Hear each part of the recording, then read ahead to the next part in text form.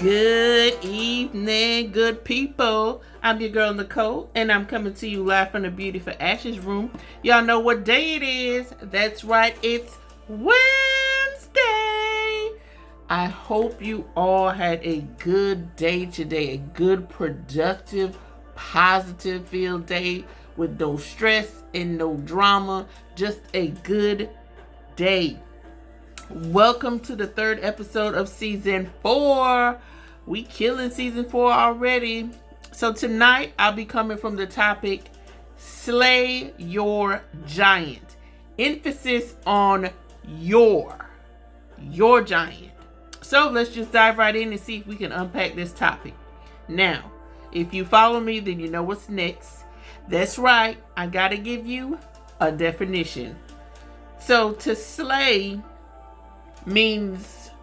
simply means to kill someone or something, usually in a violent or dramatic way, right? It's nothing too deep about this term, but it is very impactful, right?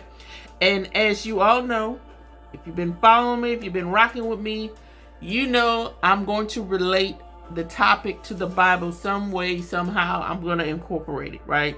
So let's dive into the story of David and Goliath, so I could bring this all together. Now, according to the word, David was a man after God's own heart. More than anything else, David had an unchangeable belief in the faithful and forgiving nature of God. He was a man who lived with great zest. Yes, he was a sinner. He sinned several times, many times, but he was quick to confess his sins. And yet still, God still used him in a mighty way. He was still the man who took down Goliath, right? Now, Goliath was a giant, of course. He was a giant with an attitude. As champion of the Philistines, he immobilized an entire army of Israelites by challenging one of them to duel with them, right? He made them forget they had an absolute champion in the Lord, their God.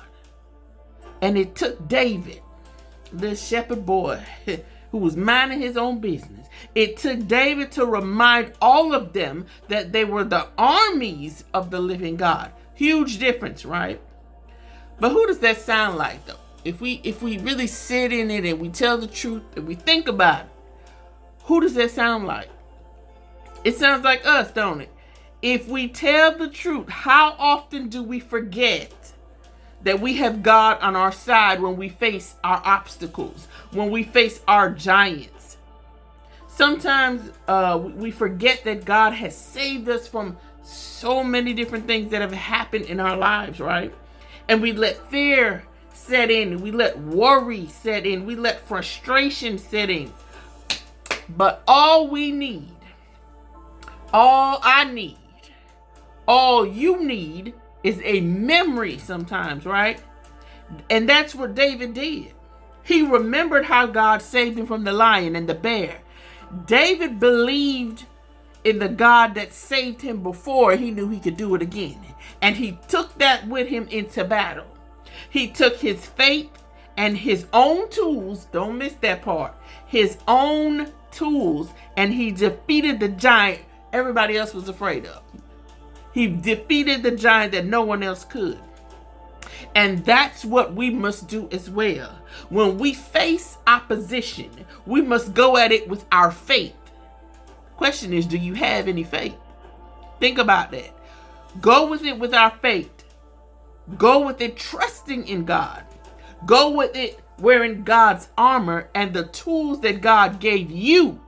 Not your friend, not your mama, your daddy. The tools that God gave you to defeat your enemy. So my question for you is, I like to ask questions. What weapon or weapons are you using? I want y'all to think about it. What do you take with you when your giant rises up against you? When your giant taunts you? Because you remember, if you read the story, Goliath was taunting David like, this the little boy y'all seen? Like, come on now. But what do you do What do you take when your giant doesn't take you seriously or as a real opponent? And let's be clear, my giant and your giant will always be different. It's not going to be the same. And when I say giant, it won't always be the size of Goliath in the flesh, but it can be in our minds. It starts in the minds. Our mind, man, we have to protect our minds at all costs. But listen, your giant won't always be a person either. For some of us, for some of you, your giant may be drugs. Your giant may be sex. It may be unforgiveness. It may be anger. It may be fornication. It may be stealing. It may be lying, cheating. It may be a sense of unworthiness, how you see yourself. It may be a disconnect from God. It may be physical ailments. It ain't always physical. Sometimes most of our troubles, our issues are mental, right? But it could be physical ailments. It may be fear or anxiety. It may be a mental fight within yourselves. You yourself can be the giant that you're fighting. Your giant can be anything. Now, I don't know what your giant is, right? Out of all those lists, and there's so much more. I don't know what your giant is. You do. But what I do know that is, if you're still standing, if you're still living, if you're still breathing, you didn't lose the fight. God saw you through. Don't miss that word. He saw you through. And all you need is a memory when you face another giant. When you come face to face with another giant. Or maybe the same giant comes back to test you again to see, okay, did they learn anything? Maybe I could get them this time, right? They do come back sometimes. So with that being said, let me ask you this other question. How much of your spiritual armor are you wearing today? What? Spiritual armor, armor, wear the armor of God. How much of your spiritual armor are you wearing today? Because what a difference your perspective about your situation can make, right? Like I said earlier, it's all in the mind. How we think, how we perceive things, how we believe, what we believe. So never forget that God will fight with you. That God will fight for you. Look at your giant knowing and believing. And that's huge. That's a big part of it. Because if you don't believe it, baby, nothing's going to happen. But look at it knowing and believing from God's point of view, not your own. Viewing the impossible situation from God's point of view will help you put your giant in check. It will help you put your giant problems in perspectives. And once we see clearly, we can fight more effectively. Let me say that again, because I need y'all to understand what I'm saying. Once we see clearly, once the dust settles and the vision is made clear, once you can see clearly with your spiritual eyes, and then it rolls into your carnal, we can fight more effectively. But remember, keep in mind, you can't effectively fight your opponent with somebody else's weapons. I told y'all earlier, you got to go with your own stuff, right? David went with his own tools. So you can't effectively fight your opponent with someone else's weapons, with someone else's tools, with someone else's armor. You must fight with your own stuff. The stuff that you're comfortable with, the stuff you know how to use and how it works. Just like David didn't use Saul's armor or weapons, not only because it didn't fit, but because he wasn't familiar with it. So use your own stuff, the stuff God gave you to defeat your opponent. God is not going to give me tools for Susie Q fight. No, it's specifically for you, right? To defeat your own opponent, your own issue, your own struggle, your storm, whatever your giant is. God gives you the tools to win. So use what God gives you. It works better and more efficiently when it comes from Him rather than anything that's man-made. So look back. Let's go back again to David.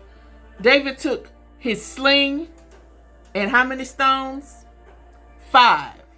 I hope y'all have read this story and understand it, right? He took 5 stones in his sling. But have you ever wondered why David only took 5 stones?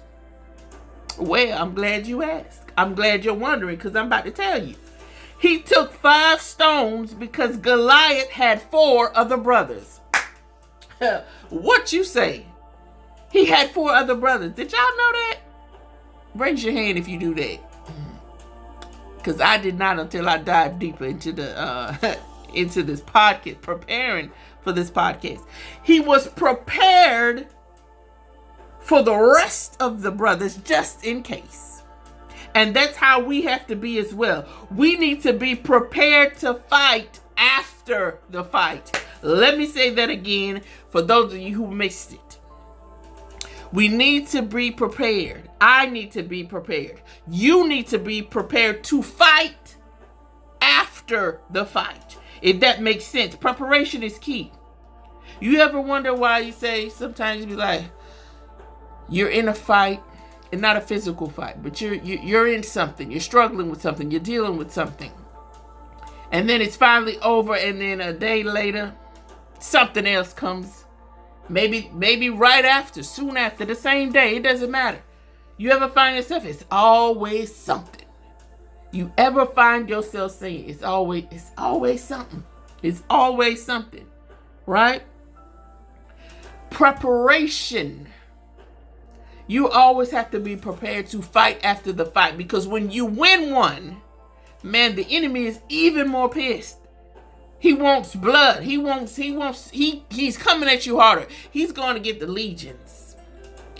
He's going to get the rest of his friends. Okay, it didn't work with just me. I didn't knock her down with just me. So I need the legions to come. And we know what legions are, right? There are many. Thousands and thousands.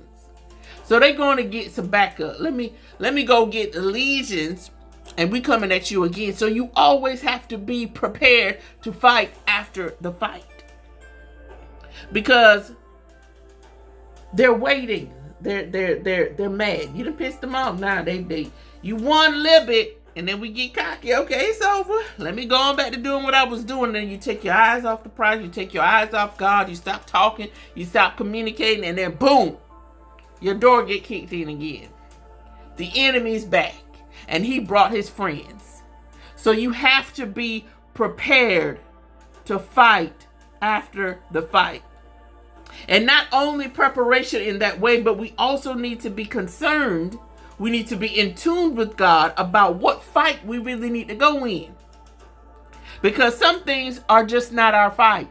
Some things are not even our concern. Some things are not even our business, right? Because he'll tell you, but sometimes we don't listen. Some things we just need to move out the way and let God do his thing. We don't have to get involved in everything, especially if it does not concern us. And that includes getting involved in our children's fights. Now, I know that may sound crazy. What? I can't help my children? Yeah, you can help them. But to a certain degree. I'm not saying not to help your children because that's crazy. But think about it like this. If you fight your children's battles, when will they learn? What will they learn? How would they learn?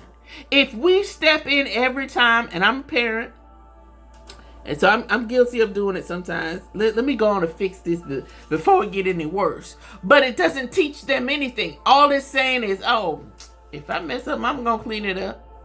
So they never get their hands dirty. They never have to get on their knees and pray. They never have to wonder, is God going to step in, or when God is going to step in. They never have to wait on God if we keep fighting their fight. Right? So what will they learn? And when we do them a disservice when we keep stepping in, because they'll never get to experience what God can do. They'll never experience the mighty hand of God fighting on their behalf if we keep taking over. If we keep stepping in. If we keep saving them from the fight. Now, you can always give advice when it's asked for now. But sometimes They need to just sit in their mess. It needs to be just them and God. So when it's all over, there'll be no doubt that it was them and God. It'd be no doubt that it was God who saved them, right? They'll know, oh, it wasn't mama this time. It wasn't daddy this time. But it was God who helped them, who saved them, who carried them through. And that is one of the greatest gifts that you can give to your children, so they can have the greatest experience, that they can handle this thing called life if they have God on their side. So let God be God. Stop robbing God of his glory. Stop doing God's work. Let them fall sometimes. Let them fight sometimes.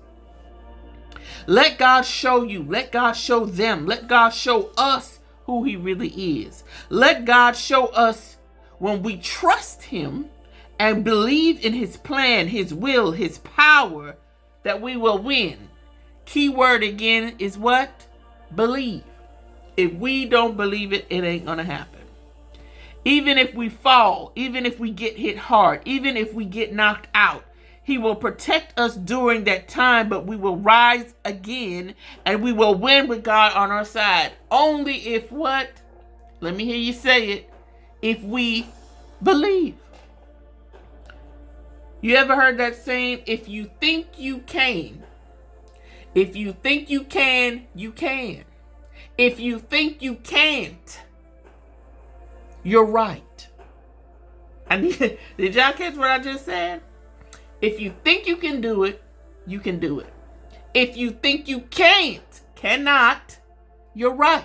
What is that saying? It's all in the mind. If you go into something, oh, I can't do this, guess what's going to happen? You're not going to be able to do it. You can't fight against your own belief, if that makes sense, right? So you and I, we all have to face a giant sometimes in our life. We've already, if you're my age or older, I ain't gonna tell you how old I am. I'm seasoned. a little bit, just a tap. If you've lived long, if you're past 20, you've had some giants. You've had to face some problems, some issues, some distractions, some destructive behavior. You've had to face something. And if Lord allows you to keep living, baby, you are going to find yourself in another fight. But the key to this is, last year he saved me from XYZ. He's the same God. He was the same God then. He's the same God now. So guess what's going to happen? A repeat miracle, a repeat win. He going to do it again. It's just all in his timing, right? So we have to face our giants. And then sometimes God is not going to block the fight at all. He won't take you out of it, but he will let you go through it, but he's going to be in the ring with you. What? You can't get no better than that. He will give you a way of escape, but there will be some seasons in your life, my God, that he wants you to endure the pressures of the giant, the pressure of the storm, the pressure of the issue, or the pressure of the problem. There's a certain level of significance in enduring the fight facing your giant. Listen, let me tell you, Daniel didn't escape the lion's den. He endured it. Joseph didn't escape all the hell he faced with being thrown in the pit. He was sold into slavery and then he was put in prison. But he endured it. Job didn't escape all the calamity he faced. And he faced so much, he lost everything. But he endured it. And Jesus, come on. He didn't escape the cross. He endured it. So if he had to do it, what makes you think that we are going to bypass it? It's not. It's inevitable. A fight is inevitable. And it does, like I said, it's not always a physical fight. Most of what we face, most of what we go through is internal. It's our minds. how we react, our emotions, our mental state. That's what's being challenged 95% of the time. The other 5, you might have to physically fight somebody, right? But even Jesus didn't escape the cross. He endured it. And why do you think we were able to do that? Why were you able to endure and face your giants? For those of you who have come across on the other side, for those of you who have a testimony about it, why do you think you won? Okay, let me tell you. Because we took God with us. For those of you who ain't been through nothing yet, if you're listening, that's why. We won because we took God with us. We all believed God would be right there with us through the whole thing. And that's how we must be. Why? Why do we have to be that way? I'm glad you asked. Let me tell you. Because what they say, the race is not to the swift or the battle to the strong, but to the one who what? I can't hear you. Endures. Somebody better catch what I'm saying. The race is not to the swift or to the battle to the strong, but the one who endures. So whatever your giant is, face it head on. Take God with you. Y'all remember the story about them Hebrew boys? Shadrach, Meshach, and Abednego. They were thrown into a fiery furnace. And they turned up the volume. They turned up the heat. They turned it up. Their intention, we're going to burn y'all up real good, real fast. They turned it up all the way. What did those Hebrew boys say? They said, even if God doesn't do it, even if God doesn't save them, even if God doesn't step in, they still know he's able. I need y'all to catch that in your spirit. God might not give you the money you need. He might not open the door to a job that you want. He might not send a husband or a wife. He might not give you a child. But he's still able. Come on. He's still able to do it. Even if he doesn't, I need you to know without a shadow of a doubt that he is still able. So whatever your giant is, face it head on. Take God with you. Do your part, because you got to do something. God ain't going to do everything for you now. Do your part, and then let God do the rest, so you can slay your giant. Good people, that's all I have for you on tonight. I pray something has been said that will give you the courage, the strength, the ability, and the faith to trust God before, during, and after the fight. And remember, all giants do fall. I thank you all for listening.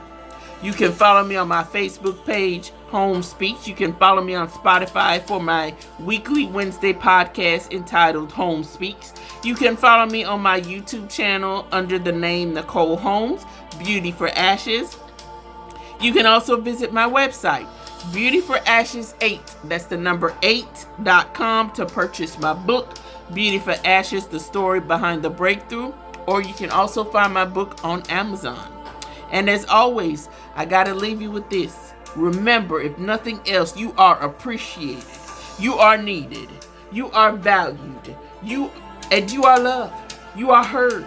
And most of all, my favorite part is you are loved. And every day you wake up, not just yesterday, not only for today, not hopefully only for tomorrow, but every single day you wake up, God will give you beauty for ashes. I'm your host, Nicole, and I'll talk to y'all next time. Peace.